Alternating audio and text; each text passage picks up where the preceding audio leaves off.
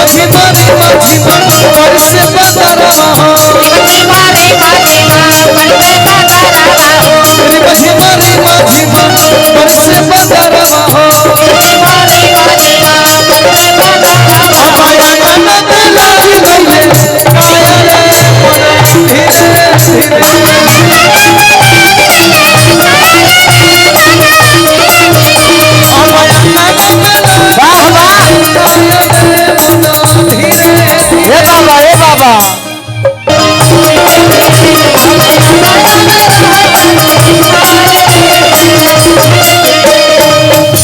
सभी यूट्यूबर भाइयों को सम्मान गाड़ दे लिफाफा में कुछ सम्मान राशि भी दिया जाएगा। हाँ जी सब लोग के जितना लोग आएंगे सबका आइए हम आग्रह कर ले बनी हिमांशु भैया। हाँ जी तो तू लोग एक ताली बजाओ हिमांशु भैया के नाम पे यूट्यूबर भाई लोग से जरिया टांग लो कमर कमचो हिलोर नहीं साही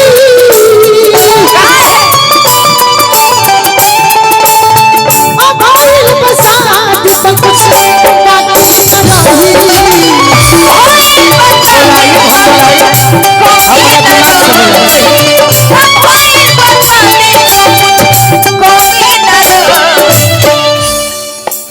निशा पांडे जी हमार गार्जियन है। सही बात बा।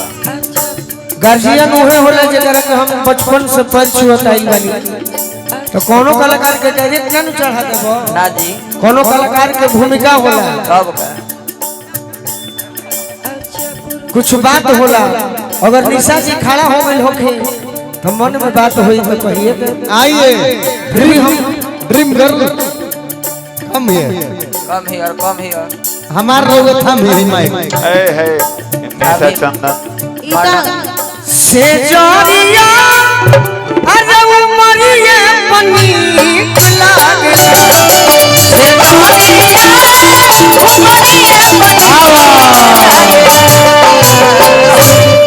बेसी ई तो हमरा खातिर सौभाग्य के बात हो गई। बोलो भैया बिहार में तो बिहार में आरा में बक्सर में हमने की जब भी जाल जाला गोलू बाबू हमरा पीछे हुकारी भरला के जरूरत नहीं खे जी सही बात बा। हमारे वहाँ पे सिंगर साहब हमेशा से गोलू बाबू हमारे खूब सम्मान कैले बड़े और अक्सर गोलू बाबू के और हमरा के खूब पसंद कइल गइल बा। चंदन बाबू अपन माइके थमा देले इनके बियाह में हम इनके मेहरारू के गई रही अगवानी करे कहले रही कि देखा ओके बियाह के बाद ना पूछले है काहे ओने जहां चल गई बियाह के बाद एक दो आदमी फोटो खिंचावे खातिर बोलो और सुनिए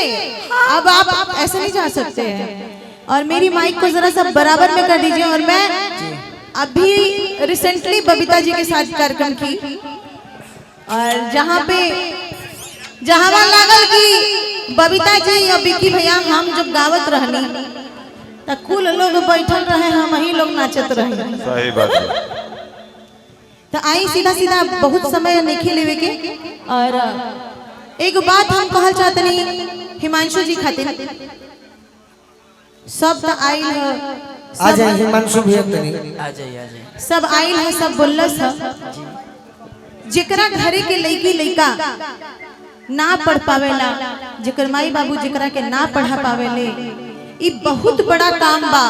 ई बहुत बड़ा सौभाग्य के काम बा जेकरा के हिमांशु भैया करतनी कि फ्री ऑफ कॉस्ट उन सब बच्चों को पढ़ाते हैं। और वो ऐसा ही नहीं कि अपने ही स्कूल में वो बच्चे जिस स्कूल में पढ़ना चाहते हैं उस स्कूल में उनका पढ़ाई का पूरा देख रेख खर्चा पानी हिमांशु जी उठाते हैं। तो आप जैसा भाई एक जिले में अगर ऐसा आदमी हो जाए तो हमारे यूपी बिहार की अनपढ़ता और गंवारता खत्म हो जाए। मतलब आपको मैं इसके लिए बहुत बहुत धन्यवाद करना चाहूंगी पूरे कलाकार की तरफ से। निशा जी सबका बस के कमो ना होला सही बात बा जे वो होला। अब हम का कहीं वही वाला लाइनिया का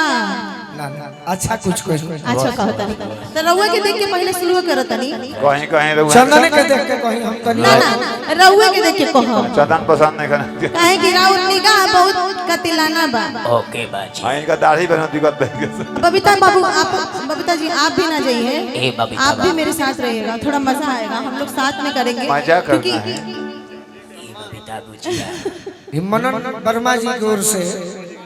अच्छा मदन वर्मा जी की तरफ से ये चांदी का 2000 का नोट है मनन वर्मा जी की तरफ से नवा नोट अच्छा 2000 चांदी का ये 2000 बोन हो तो चाने बेचाई ना ओके जय श्री राम भैया और एक बार मैं चाहूंगी कि सब लोग राधे साहब जोरदार तालियां बजा करके जितना लोग भी बांटे सारे यूट्यूबर भाई लोगों को तो दिल से मैं धन्यवाद हमेशा से कहूंगी ई चाहेला तो जेकरा मन ओकरा के स्टार बना देवेला तो कहे के बाद सीधा सीधा सुनी ना अपन पहले गाएंगे पहले रौरे पे गाएंगे ये पहले वहाँ के गई ना पहले हम सबका खातिर एक लाइन कह देते हैं फरमाइश बना तो भुला जाए कौन आई अरे पीछे करे से लोभ भइलो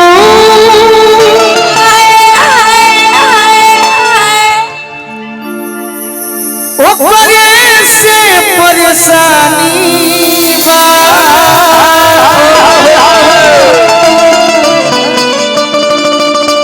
ए मुकुल ए सनमी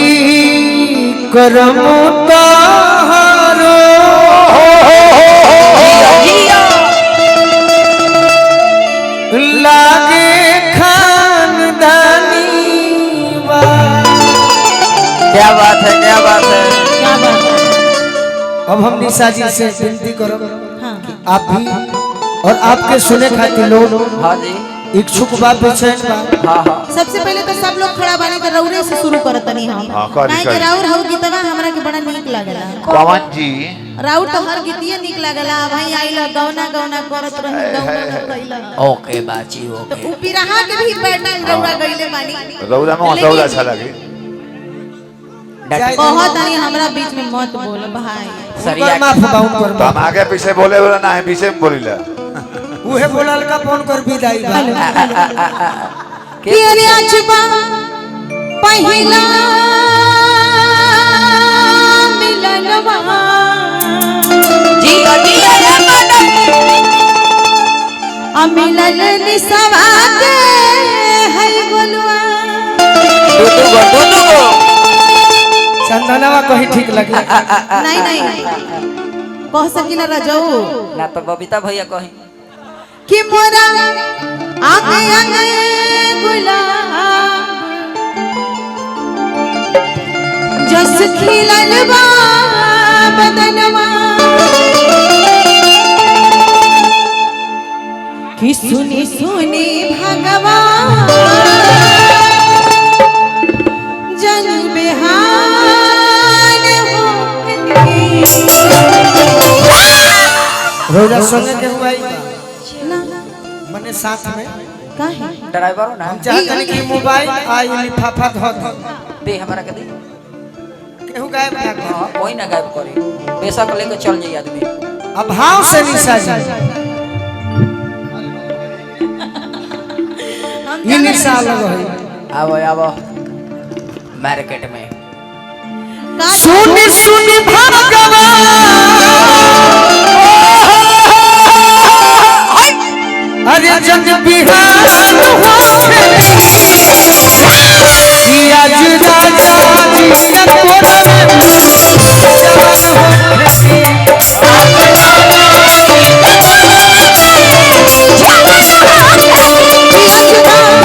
पहला मिलनवा मिलल सजनी के सजनवा पहला मिलनवा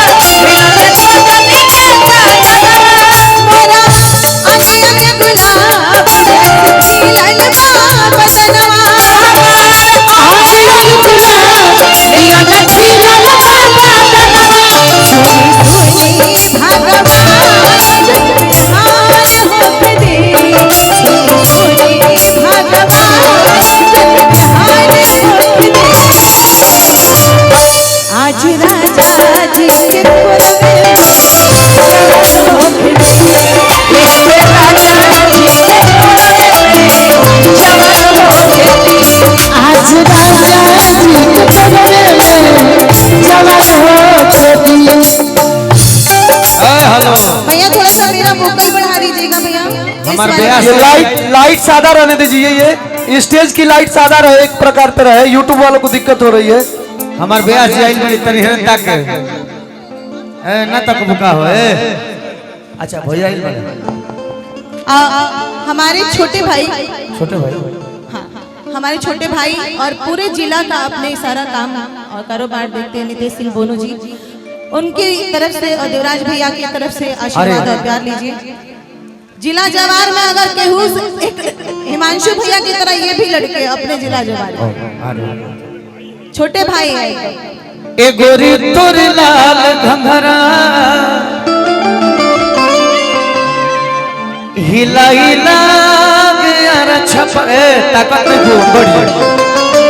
बोलिए बोलिए जे भावना रहे के बाटे दा रुक रुक भाई ड्रीम गर्ल के लिए मैं कुछ गा रहा हूं। अब लाल पहनी है, एक ही लाइन गाऊंगा आप और बबीता जी गाएंगे कि दाएं लहराए को बाएं लहराए ई तुहार घंघरा कि दिल की चैन चुराए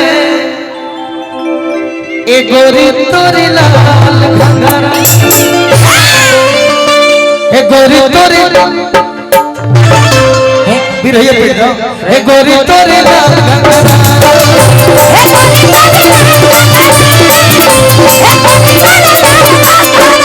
ताए लहराए कबू बाएं लहराए लहराए कबू बाएं लहराए ताए लहराए बाएं लहराए तोहार घंघरा दिल के चैन चुराए गोरी तोरी लाल घंघरा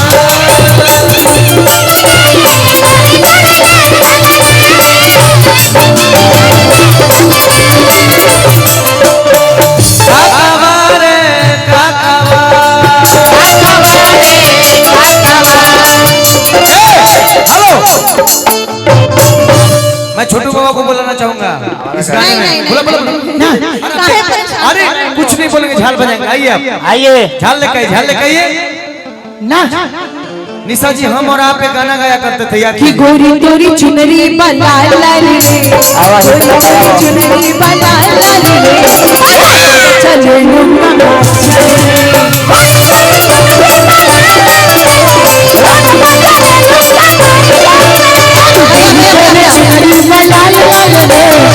भैया हमारे स्केल से आइए तो 2 से ब्यास जी कब से हम दूसरा के स्केल पे ए गाओ ब्यास इनका हां वही में हम एक लाइन गा के बैठे आ तू अपन अकेले गई ठीक बा हई ते कह झाल किरी मझी मारी अरे बड़ी से बदारा हो कोई तरीका के झाल बाजी के करे जोरे बाजी एकरा जो पायल जोरे बाजी पायल किया बयाना में लगी गईले कायर मन धीरे ए पायल है ना किरी मझी मारी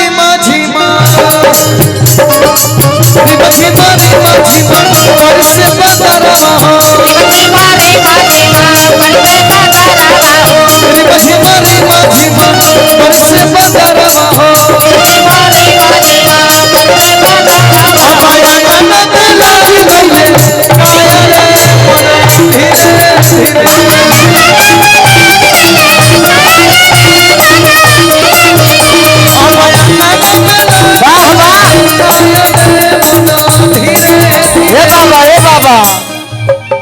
हमनी के खुश बनी जा,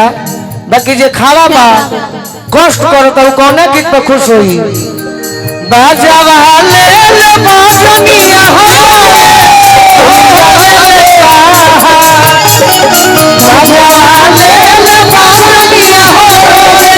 झुलिया ले ले जा बरगले में हम हो रोई जनुआ चले ससुरा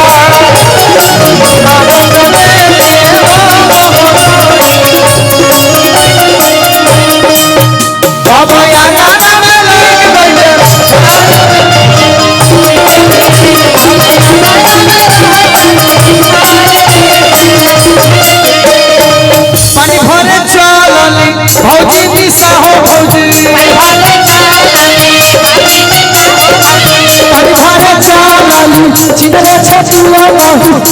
अरे का करी गोड़ा बाबा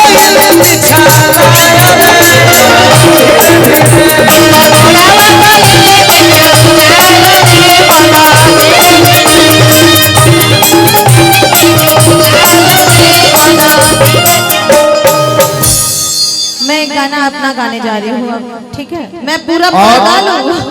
इनका कुछ गीत सुना जाए, फिर हम लोग खड़े होना हो तो होंगे। नहीं हम नहीं, सब लोग यहीं बैठे अभी सब लोग रहेंगे साथ में ही। पहले गा लिए अकेले और फिर हम लोग नहीं अकेले मतलब बबीता रही है हमारे संगे।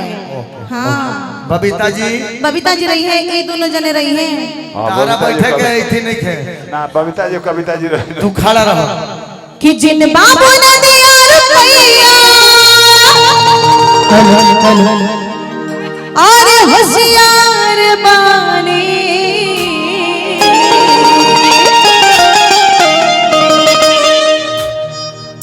हम कब से मौका खोजत रहनी है, जानते बनी यूट्यूबर भाई लोग तो सब जानते बाकी मौका बड़ा कम मिलेला। लेकिन हम सोचनी है कि हम तो यूपी के ही हैं, हम तो गाजीपुर में हजारों बार आके गाए हुए हैं। और हमारे गोलू भैया हमारे चंदन भैया के बीचवा में बोला था हमारा बीच में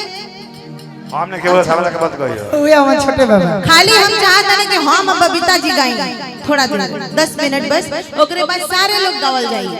हाँ गोलू जी तो अरे गोलू जी तो हमने की जान पड़े। अच्छा हाँ माँ गोलू जी बबीता जी तीनों जने, क्या बात है भैया। सुनी ना निशा जी को गाना हमार खाली सुन लेबे एक लाइन। हाँ बोली ना। ओकर बाद निशा जी के लेकिन हाउ वाला गाना पहले बताई जो ना भाई, ये समय रील पे ट्रेंडिंग चला था। हां रील पे जो ट्रेंडिंग चला था अभी नया वाला मेजर कर दे दो यूट्यूब वाला भाई करे रिकॉर्ड करो लोग तो कनी